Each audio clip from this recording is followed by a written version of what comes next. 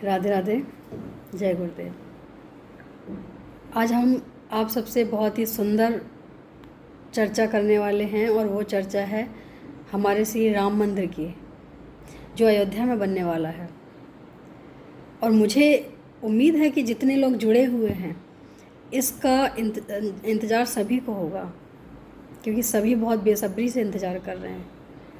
Court के फैसले से लेके अब नींव रखने तक सब अपना दिल बिछाए बैठे हैं राम जी के लिए। तो उनके आगमन के लिए, उनकी आगमन की खुशी के लिए हमें एक तो बनता है कि हम मंदिर में उनके नाम के दिए जलाएं, घी के दिए जलाएं। दिवाली में हम दिए इसलिए जलाते हैं कि उनके 14 वर्ष का वनवास पूरा हुआ था। आज तो इतने दिन हो गए हैं जिसकी हमें उम्मीद ही नहीं थी, लेकिन धन्यवाद मोदी जी और योगी जी, ये हमारे देश में रहेंगे तो हम यकीन के साथ कहते हैं कि हमारे देश में फिर से राम राज आ जाएगा। लेकिन कुछ लोग ऐसे भी हैं कि ना अच्छा कर सकते हैं और अच्छा देख भी नहीं सकते हैं, तो उनसे हमें कोई लेना देना नहीं होना चाहिए, क्योंकि वो हर समय होते थे, पहले भी होते थे और अभी भी हैं। लेकिन ना पहले वो कुछ कर पाए और ना अभी कुछ कर पाएंगे। तो मुझे लगता है कि अपनी खुशी जाहिर करने के लिए घी के दीपक मंदिर में 5 अगस्त को शाम को ज़रूर जलाएं, भगवान राम के नाम के। और मोदी जी और योगी जी के लिए प्रार्थना करें कि उनको दीर्घ आयु दें भगवान, जिससे वो ऐसे ही धर्म के कार्य आगे बढ़ाते रहें, देश के कार्य आगे बढ़ाते रहें। कुछ लोगों को उनमें भी कमी नज़र आती है, लेकिन कमियां तो सब में होती हैं, लेकिन उनमें इतनी कमी नहीं जितना लोग बताते हैं। अब हर समय कुछ ना कुछ, अब जब इतना बड़ा काम होगा तो कुछ ना कुछ कमी नज़र ज़रूर आएगी। तो ये कोऑपरेट करना हमारा काम है। अगर कुछ हो रहा है तो उसको थोड़ा सा देखना और समझना भी हमारा काम, हमारी जिम्मेदारी। हम भी देश के नागरिक हैं, लेकिन जो कार्य अच्छा कर रहे हैं उसके लिए सपोर्ट करना बहुत ज़रूरी है। जो कोई नहीं कर सका, जिसकी हमें उम्मीद नहीं थी, वो कार्य हो रहा है, उसके लिए उन्हें धन्यवाद दें और भगवान से प्रार्थना करें कि उनकी इतनी लंबी आयु दें कि ऐसे ही वो देश और धर्म के कार्य आगे बढ़ाते रहें। उनमें मानवता भी है, उनमें धर्म भी है, उनमें शिक्षा भी है, इसीलिए शायद वो इतने आगे आए हैं। क्योंकि जिसमें सिर्फ एक ही चीज़ होती है या 2 चीज़ें होती हैं, वो इंसान इतने आगे नहीं जा सकता। लेकिन जिसमें कई चीज़ें होती हैं, 1-2 कमियां होती हैं, क्योंकि इंसान है, कमी होना लाजमी है, पूर्ण इंसान हो ही नहीं सकता।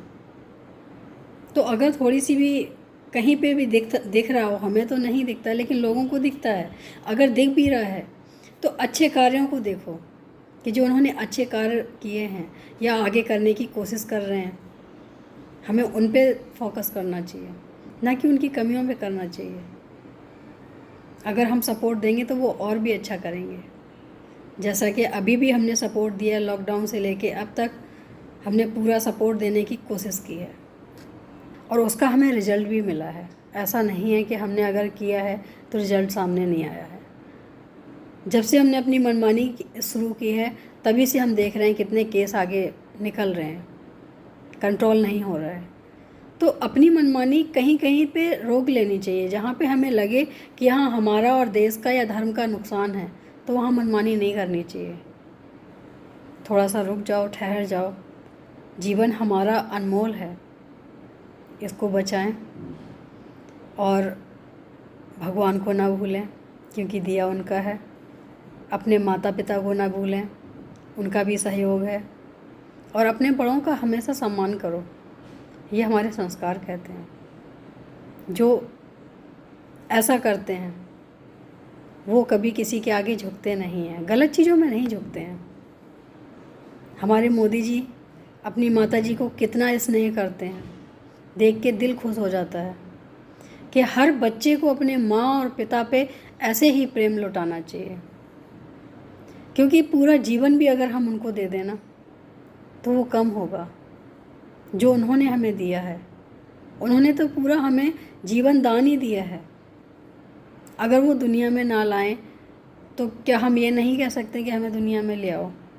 लेकिन ये सोचने वाली बात है कि जिसने सब कुछ दिया हो उसको हम अपना समय नहीं दे सकते हैं, हम अपना प्रेम नहीं दे सकते हैं, और दुनिया से इतना प्रेम कर लेंगे कि उसके लिए जीने मरने के लिए तैयार हो जाएंगे। लेकिन जिसने जीवन दिया है उसके लिए हमारे पास समय नहीं है।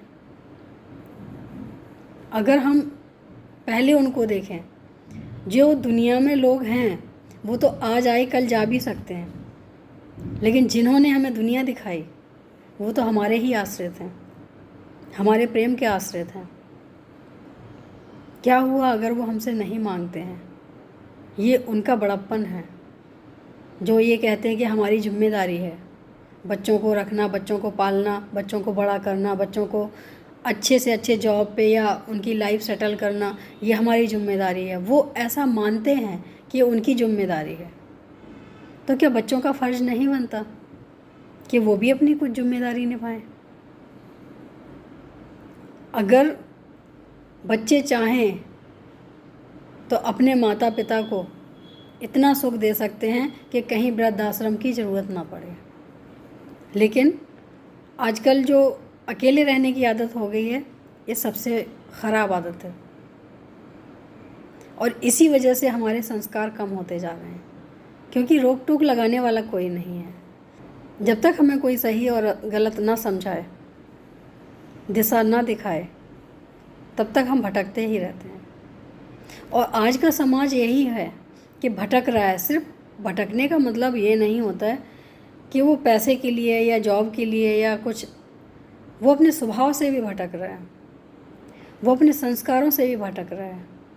सबसे पहला भटकाव संस्कार का तो यही है कि जो अपने से बड़ों का निरादर करे, अपने माता पिता को दुख दे, इससे बड़ा और क्या भटकाव होगा? जो हमारे पूजनीय हैं हम उनको तकलीफ़ दें। तो मुझे लगता है कि सबका आदर दें, और सबके आदर के साथ साथ अपने माता पिता को तो इतना सुख देना चाहिए कि जीवन भर ये लगे कि हमने जो दिया है बहुत कम दिया है, क्योंकि हम उनकी ममता का मोल नहीं चुका सकते हैं। जीवन भर हम उनकी सेवा करें, कुछ भी करें, फिर भी हम उनका पूरा नहीं कर सकते हैं। तो जितना हो सके अपने माता पिता का आदर सत्कार करें, उससे जीवन में खुशहाली आती है और हमारे जीवन में संस्कार बने रहते हैं, संस्कार नहीं जाते हैं। आज के लिए इतना ही। राधे राधे, जय गुरुदेव।